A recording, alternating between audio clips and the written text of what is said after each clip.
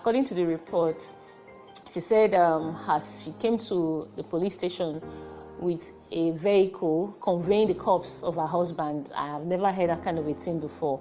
And her husband, Aziz Funsho Jimo, 28 years old, and they've been married in the last 8 years.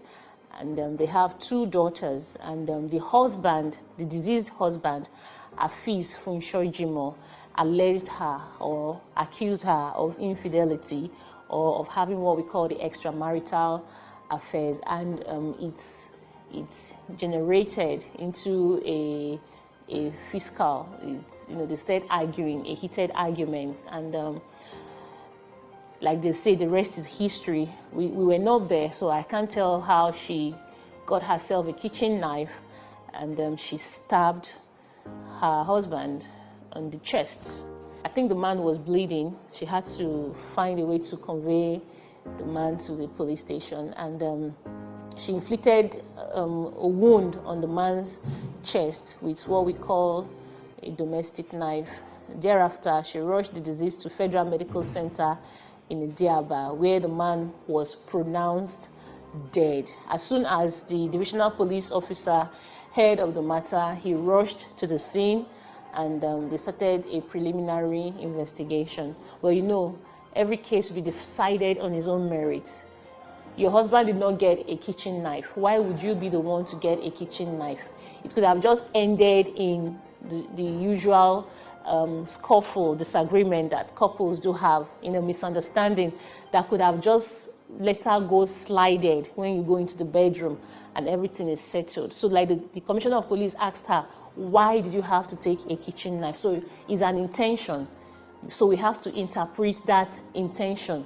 You know that a kitchen knife is not something, is a very dangerous weapon. It's an object that is dangerous.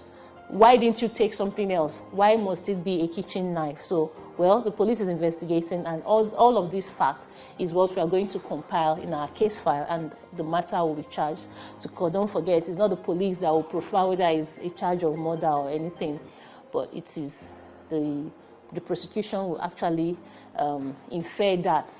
A lot of us, or a lot of people, do not have what I call emotional intelligence. In a marriage, when one person is vibrating, when one person is hot, it's something that our parents usually advise that the other person should be calm.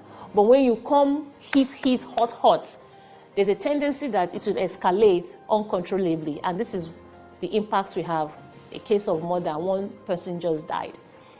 Now, if you're telling me to make a deductions in the age, they've been married for 8 years. When you subtract 22 from 8, how old is that? 16 or 14? 14. So it means she got married at 14. But that does not mean that even people who have been married for a very long time do not even have these issues. It's just all about being able to accept individual differences, your idiosyncrasies. So my advice, like the Commissioner of Police has said to couples, you need to have your temperament quotient and at the same time the emotional intelligence. Before you start accusing people or your spouse of extramarital affairs, you need to have facts. On this day I saw you, on that day I saw you. You understand? But it's high time people start deploying marriage counselors. Then parents should not be too distant from their children's union. I would like to say that most of the problems we have in Ogun State is land grabbing, ritual killing, cultism, and very recently we started having cases of missing persons. It is a form of sensitization. It's not to cause a kind of panic or anxiety to anyone. We owe our people, that is the citizens of Ogun State, that duty of care. I want to reassure people of Ogun State that Ogun State is safe. It's an economic hub. A lot of people feel that we have money here in Ogun State, and that is why you have young people coming in and to see. And like I always say, I want to also advocate. There's nothing like Yahoo Yahoo. Give it the name it's called. you are a fraudster to begin with. You are a child of a fraudster. When we apprehend you for 22 years old. So me àti social Jimoh assistant pè Danjuma is my upcoming. So I ti fẹ́ for good be 7 years now, going to 7 years now. Àti jọ àwọn ọmọdé tí bí wọn méjì fún kan ti ṣaláìsí January last year 10. So kò sẹ́ni tí ó mọ̀ pé oníwàhálà ni ó máa ń ná mi. So wàhálà yẹn dẹ̀ ti pọ̀ fún mi fọwọ́ sọ́dọ̀ àǹtí mi bíbá. So ìgbà tó yá ni mo gbalé, òun náà nínú owó tí mo fi gbalé. So wàhálà yẹn náà tún kọ́ntínú máa ń ná mi náà níbẹ̀. So ìgbà tó wá di pé àwọn ọlọ́pàá wá wanted ni tó dẹ̀ mọ̀ pé mo ti mọ̀ pé wanted ni ó ṣàfún mi ní frustration kí ni pé tó bá sọ òun máa pẹ́ kí n kàn sọ ló fi sá lọ. Ìyá ẹ̀ dẹ̀ mọ̀ everything. Ìgbà yẹn torí mọ̀ mi náà máa ń pè wọ́n máa ń gbé àwọn 1 or 2 things wá fún un tó jẹ́ bí àbí ògùn tó lè máa lò tó máa fi gbàgbé ẹ̀. So ìgbà tó ṣáyà ó ti lọ for good bí àbí 6 months sí 5 months mo rí tó bóyá di December ló wá mo expect ẹ̀ lóru kọ́ bí after 10 ṣá lọ́dún 24. So ìgbà tó wọlé mo rí pé òun ni mo ṣàṣìlẹ̀kùn ṣàbẹ̀rẹ̀ wàhálẹ̀ tí mi mọ̀ pé òun ni kíní kan òun lè mi ò pé òun kémi lè lọ tó ẹ láṣìírí mi lè tó ẹ láṣìírí ṣé tí bá máa tó ẹ láṣìírí mi ti ń tó ẹ láṣìírí láti jẹ mọ́ ọ̀run tó ẹ ṣàbẹ̀rẹ̀. So mo ṣàbẹ̀ lóru yẹn pé kó tẹ̀ lè fi mí lẹ̀ pé kó má bàa nà mí. So mo ṣáà lọ sọ́dọ̀ àǹtí mi lọ sùn lọ́jọ́ yẹn mi àtọmọ mi. So ìgbà tó wá yá tá máa dé lẹ́jọ́ kejì àbá ó ti lọ. So ìgbà tó di on the 30 èmi ti lọ bíṣẹ́. So ìgbà bí mi ṣe ń bọ̀ láti bíṣẹ́ èmi kàn branch sọ́dọ̀ hairdresser mi pé kí n lè ṣe irun mi. Kọ́ lè dẹ́ wọlé bá mi níbi hairdresser pé kí ìdà pé kí n mú kí wà fún òun kó wà lókè. Bẹ́ẹ̀ pé mi ò mọ̀ pé nǹkan wà nínú ẹ̀ tó fẹ́ ṣe fún mi kọ́ lọ́bẹ̀. So mo drop key fún.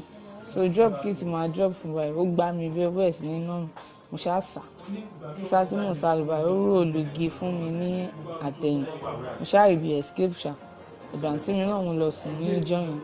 Ìgbà tí wọ́n dé lé lọ́dún 31st láàárọ̀ mo rí pé ó ti pack àwọn aṣọ mi, ó ti kó cream mi, everything tí máa ṣáà ń lò tó mọ̀ ó ti pack. Mo ṣáà ń ké pé irú kí lélẹ̀ pé èmi tí mò ń lọlé ní alẹ́ báwọn ìfẹ́ ṣe. So mo ṣáà pàǹtí màá tí mú kí n má ké pé kí n filẹ̀. Mo wá pè mò ń bẹ̀ pé kó jọ ìwé olóko aṣọ mi sólò òun ò ní sọ ìbé mi. So mi ṣáà pè mí mo lọ church. So church ni mo wà ó ń pè mí náà church ó ń fi mí ṣe pè mí gbé kọ́ọ̀lẹ̀ mọ̀ nígbà tó yá. So bó ṣe di Wednesday on the 8th after 12 lóru mi àtọmọ mi láàrin lọmọ mi gan ti sùn. So mi náà mo ti sùn mo rí tẹ́ni ẹ̀ ń kọlẹ̀kùn ní by this time òun lọ́ọ́ kí n mọ time lálẹ́ ọjọ́ yẹn pé after 12 ta lélẹ̀ fún ìṣílẹ̀kùn ẹ̀ kò tiẹ̀ sọ anything ó bẹ̀rẹ̀ sí ní ná mi bẹ́ẹ̀ lóru. Ọmọ mi dẹ̀ wà bẹ́ẹ̀ ọmọ mi ń ké pé my dad leave my mommy. So mo ṣáà bẹ̀ pé kó lè fi mí lẹ̀ kó ṣáà dáhùn títí ta fi fàdí after 3 wọ́n ti gba fóònù lẹ́sẹ̀kẹsẹ̀ bẹ́ẹ̀ náà ó ti tọ́jú ẹ̀. So mo dẹ̀ pàǹtí nígbà tó dára ọjọ́ kejì ó tilẹ̀kùn ọwọ́ ní anybody ní jáde. Èmi fẹ́ lọ sọ fún ọlọ́pàá pé òun ti wà around. Mi lè sọ fún ọlọ́pàá pé ó ti wà around. Tí ẹ fi mí lẹ̀ kí tí ẹ ní rest of mind. Ó ní rárá anybody lè jáde anybody lè lọ ibi kankan. Aṣá wà nínú ilé àtọmọ kò jẹ́ ká wọṣọ ibi àtọmọ. Àwa nínú ilé bí ó tilẹ̀kùn mọ́ wá bí àjọ wà nínú ilé ń bẹ̀. Títí láti àárọ̀ tá ti jí àwa nínú ilé ń bẹ̀ di kọ bí ìrọ̀lẹ́ after 6. Ṣèbí wọ́n á ní kí sáré wọnú yàrá pé kí n mú aṣọ mi. Mo rí tó ti ń bọ̀ láti kíṣì ló dẹ̀ sí mọ́ bẹ̀ dání. Wọnú yàrá pé kí n mú aṣọ mi. Mo rí tó ti ń bọ̀ láti kíṣì ló dẹ̀ sí mọ́ bẹ̀ dání kó yá bọ́ta tó bá bí ẹ̀yẹ tóun bá ní gún ẹ̀ pa mọ́. Ọ̀rọ̀ yìí àbí mi ibẹ̀ ló ti gà mí lọ́rùn ló ti fún mi ní ìfàsẹ́mínà. Láti ṣe dáa kí ló tó ń ṣe báyìí ó ti nà mí láti ọjọ́ Wednesday tó ti dé òtútù continue ní àárọ̀ yìí ó ṣàgà mí lọ́rùn mọ́lẹ̀ síbẹ̀ mo ṣàkà kí ló ṣẹlẹ̀. So attention tó fẹ́ fi ọ̀bẹ yẹn gún mi ọwọ́ tí màá ní kí n táàpù padà sókè máa pé láíláí ó ṣe máa fẹ́ ó ti nà mí ó tún fẹ́ gún mi. ọ̀bẹ yẹn kọ̀ ra máa kẹ̀ ń bíbá even though gan kò mọ̀ ó tún sì ń bá mi drag àti intention àti pa mí síbẹ̀. So ẹ̀jẹ̀ tèmi máa rí ní ara tèmi lèmi ní kó wo ẹ̀jẹ̀. So bó ṣe máa dìde báyìí èmi ti gbóhùn àbẹ̀wò àrí pòun pa mí náà. Ọ̀rọ̀ yìí àbí mi lórí pé kò pa kí n ṣílẹ̀kùn kí bọ́ta ó dúró sẹ́nà lọ́rọ̀ pé mi ní bọ́ta. So ẹnu ọ̀nà yẹn ló wà tó fi jókòó lọlẹ̀ pé so ó dẹ̀ ń wá nǹkan nù lé mi ìmọ̀ kan tó ń wá pé ó ti jẹ́ kí ọbẹ̀ yẹn kó gùn pọ́bì ò gbọ́dọ̀ gún òun pé ó ní nǹkan tí mọ́mí òun ṣe fóun tọ́bì ò gbọ́dọ̀ kan òun. Mo dẹ̀ ní ibo lẹ̀rọ ẹ̀ wà ó lòun náà òun rí nílé pọ́wọ́ mọ́mí òun ní ẹ̀rọ ẹ̀ wà. Mo ní ó tiẹ̀ ti dá báyìí ló fi ní òun sí wí kí n jọ ìyàwó mi má fi mí lẹ̀ mi dẹ̀ kó bẹ̀ nígbà tí ó ń ṣe ìmọ̀ gùn ìyàwó mi jọ má fi mí lẹ̀. Mo ní ṣòtí nǹkan tó ń da agídí ó ṣe nǹkan sára ó tún wá lọ mọ́ ọbẹ̀ mo ṣáà ń bá a sùn èmi ìdẹ̀mọ̀ pé nǹkan gbogbo míìkì ta nínú ilé mo já mo fún mu pé kó tiẹ̀ lè gẹ̀ẹ́ta mo rí tẹ̀ pé kò gẹ̀ẹ́ta rẹ̀ mo wá wọ̀ kó pé kí n pa àwọn ará àdúgbò kò dẹ̀ sẹ́nìbọ̀dì tó bọ́ta sí wa mo fi ṣílẹ̀kùn pé mo dẹ̀ rí kó ṣì wà live ó kọ̀ ti weak down ní ìdẹ̀ lọ́wọ́ ọ̀kadà sí ọ̀kadà sí níbọ̀ wa kọ́ wá ń gbé bọ̀ mo ní kọ́jọ́ kọ́ bá ń gbé sí ọ̀kadà kò dẹ̀ sẹ́nìbọ̀dì tó tẹ̀lé mi play pint àti túùbù gan ló wà lára mi tí mo fi gbé dé hospital kìíní best life care wọ́n attend sí. So mi ò àwọn bí abẹ́rùn yẹn ṣe gbọ́ pé ó jẹ́ cortis lọ́run yẹn ṣe ní ká máa gbé lọ kò yé mi mo kọ̀ gbọ́ tẹ́yìn pé ká máa gbé lọ bẹ́ẹ̀ wọn ká máa gbé lọ sí FMC. So on our way to FMC bàtà dì máa FMC ní dókítà ní pé ó ti gí fọwọ́ dókítà dẹ̀ ń tẹ̀mí pé ṣé ibi tó pa ni pé nǹkan tó yóò ṣẹlẹ̀ bí ìbà kò ń ṣe ibi tó lè pààyàn pé kí n dẹ̀ ṣàlàyé fún dókítà yẹn gan ní ká gbélé bọ̀ mo nínú pé torí mo mọ̀ wọn parent ẹ̀ dáadáa dẹ̀ àǹtí mi let me go and report bọ́rọ̀ ṣe ṣẹlẹ̀ mo fi gbé lọ sí police station Ẹgbẹ́ mo fi ṣàlàyé everything fún wọn ṣùgbọ́n tó dijọ́ kejì wọ́n dẹ̀ gbé mi wá sí iléèwé ẹran bíbá.